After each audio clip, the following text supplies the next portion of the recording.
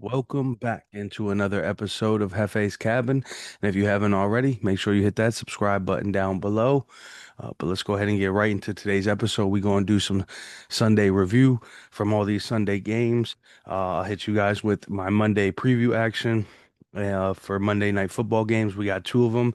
And for all my wrestling fans at the end of this broadcast, I will go over our WWE Raw preview episode for Monday Night Raw as well. Um, so let's go ahead and get right into things. Sunday night football, or I'm sorry, Sunday football in general. We had Brandon Aubrey. He hit a walk-off field goal in overtime against the Giants as the Dallas Cowboys advance to 1-1, and the Giants fall to 0-2. But the Cowboys definitely have a lot to work on as they gave up 450 passing yards to Russell Wilson, 167 of them to Malik Neighbors, and 142 of them to Robinson. CeeDee Lamb did manage to get over 100 yards of his own with 112. But Cowboys beat the Giants 40 to 37 in overtime, and they will look to get things. I'm sorry, the Giants will look to get things on track next week against Kansas City, while the Cowboys will travel to Chicago to take on the Bears. And I'll get into those matchups, of course, next week. Matthew Stafford, he secured his first NFL win against the Titans, 33 to 19, throwing 298 yards, two touchdowns and one interception. Devontae Adams shined in this matchup with six catches, 106 yards, one touchdown. Puka Nacua followed up with that performance with eight grabs for 91 yards. Cam Ward and the Titans definitely have a lot to work on as well. They are geared up for a home date against the Colts next week.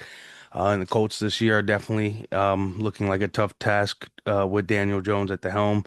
The Rams, they will travel to Philly, and again, they will also have a tough task in the defending Super Bowl champions. Um, James Cook ran all over the Jets this week with 21 carries for 132 yards, two touchdowns, and a 30 to 10 um, beating over division rival Jets. Justin Fields unfortunately did get injured with a concussion in this matchup. Tyrod Taylor came in and threw the Jets' only touchdown pass this week. The Jets will travel to Tampa Bay next week to try and right some of those wrongs, and we'll see if Justin Fields can get cleared in the meantime. The Bills will have a short week as they have a Thursday night football matchup with the Miami Dolphins. The Detroit Lions, they had their way with the division rival Bears in a 52-1 ass kicking. Jared Goff threw 334 yards with five touchdown passes. Three of those touchdown passes did go to Amon St. Brown, who hauled in nine catches for 115 yards. Williams had two grabs, but he combined with those two grabs for 108 yards and one of those touchdowns. On the other side of the ball, for the Bears, Odunze, he had a day of his own, catching seven passes from Caleb Williams for 128 yards. Caleb Williams only had 207 yards. Um, and he also caught Caleb Williams' only TD pass. The Bears will have a home matchup against the Dallas Cowboys next week, while the Lions will be in prime time football against the Baltimore Ravens.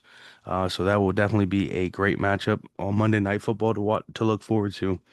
Aaron Rodgers and the Steelers could not recreate the magic from last week, and DK Metcalf couldn't really get things going against his former team. He did, however, haul in one TD pass in their 31 to 17 loss. Sam Darnold threw for 295 yards, two touchdown passes with two interceptions, unfortunately. Jackson Smith, Nigma, caught eight catches for 108 yards, while Kenneth Walker rushed 13 times for 105 yards and a touchdown pass. The Steelers have the Patriots next week in Boston, and Seattle has the Saints at home. The Cleveland Browns may have held Derrick Henry in check, but they had a hard with 11 carries and 23 yards on the ground. But they definitely had a hard time stopping Lamar Jackson with 225 passing yards and four touchdowns on his way to routing the Browns 41 to 17. The Ravens look to stay sharp on their Monday Night Football date with the Lions next week, while the Browns are still searching for their first win of the season against the tough, tall task next week in the Green Bay Packers. So the Browns are definitely in trouble, and we'll see what happens next week. But the Saints, they tried to rally against the 49ers this week while they were down Brock Purdy and George Kittle. But the 49ers found a way to defeat the Saints 26 to 21. Mac Jones stepped in with 279 yards, three touchdowns. The Saints will look to right the ship next week as they have to play Seattle. And the 49ers come home with a date with the Arizona Cardinals. Um, the Bengals, they managed to get the job done after Joe Burrow had to leave the game early with a toe injury, later seen on crutches after the game. So we'll have to monitor that for their next game. But however, they did rally in the final seconds to win 31 to 27 over the Jacksonville Jaguars. Jake Browning stepped in for Joe, throwing 241 yards, two touchdown passes, and unfortunately three interceptions. Jamar Chase, however, had a day with 14 catches for 165 yards and one touchdown pass. The Bengals will travel to Minnesota next week, and we will monitor the Joe Burrow situation. The Jags will play division rivals Texans at home next week and a lot of back and forth action um, that led to the Patriots finally securing a win over the Dolphins, 33 to 27. Um, the Patriots, Drake May threw 230 yards, two touchdowns. Um, and his running back was his main target with five catches, 88 yards. Tua did have a good day though with 315 yards, two touchdown passes, but unfortunately it was not enough, and they will look to pick things up on Thursday Night Football against the Buffalo Bills, while the Patriots go back home to play the Pittsburgh Steelers. Um, Up next, we have Daniel Jones and the Colts. They did it again, this time with a walk-off field goal, 29 to 28, after a penalty flag. That definitely helped the Colts in this one for sure. Um, Joe Flacco threw, I'm sorry, Daniel Jones threw 316 yards. Jonathan Taylor had a day of his own with 25 carries, 165 yards, while Bo Nix did throw t three touchdown passes, but unfortunately, just wasn't enough. He'll look to rebound next week as they face the Chargers, and the Colts look to start 3-0 against the divisional rivals, the Tennessee Titans, next week. The Panthers tried to make a fourth quarter comeback, but unfortunately fell short, 27 to 22 against Kyler Murray and the Cardinals. Kyler threw 220 yards with one touchdown pass, one interception. Trey McBride hauled in six catches for 78 yards. Bryce did have a good day with 328 yards and three touchdown passes, so something to definitely look forward to in the future with him. But it was ultimately not enough to defeat the Arizona Cardinals, and he will try his luck again next week against the Atlanta Falcons, while the Cardinals will travel to San Francisco. Jalen Hurts and the Eagles secured a 20 to 17 victory over the Kansas City Chiefs and sent them to 0-2 for the first time since 2014. Both teams struggled to get things going offensively as Patrick Mahomes only had 187 passing yards, one TD pass, and one interception. Kelsey was his leading receiver, of course, with four catches, 61 yards, and Jalen barely got 100 yards with 101 yards this week. Barkley did carry the ball for 22 times, and he did have 88 yards on the ground, which is better than his Super Bowl performance. The Eagles will travel back home to take on the Rams next week, and the Chiefs will search for their first win on Sunday Night Football against the New York Giants. It was a great Sunday action, great day for football, and a lot of interesting things like the Chiefs going 0-2, Cowboys and Giants in overtime. Aaron Rodgers did not look like himself this week, and a lot more. So can't wait for week 3 in the NFL, but we got two more games that are coming up.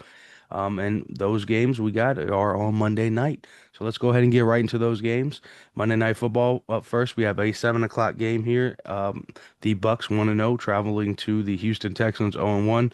Baker travels to Houston after stealing a Week 1 win in Atlanta. While CJ Stroud and the Texans come back home after an awful Week 1 showing. These two quarterbacks face each other in 2023, where CJ led the Texans to a 39-37 win with 470 passing yards and five TDs. After not throwing a TD pass last week, Stroud would love to recreate that magic while Baker looks to start another season 2-0.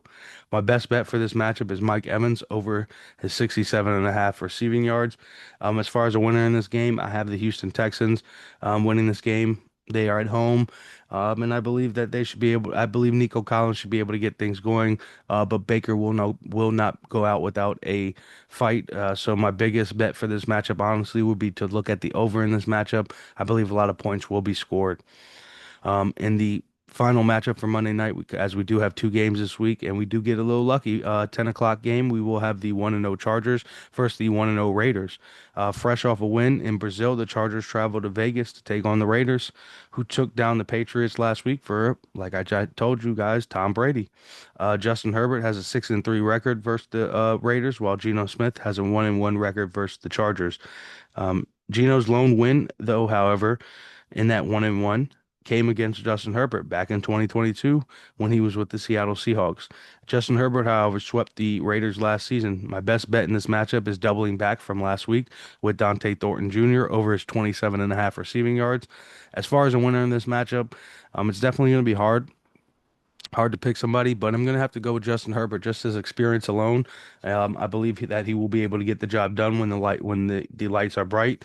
And I think last week's win for the Raiders was really just for Tom Brady and just all the nostalgia that he brought to the Patriots. I believe they were just a little bit on edge from all that. So I just I feel like the it will still be a good game. The Raiders will be able to probably keep up with them, but the Chargers should be able to win this game. I do like the under in this matchup as well, but you never know.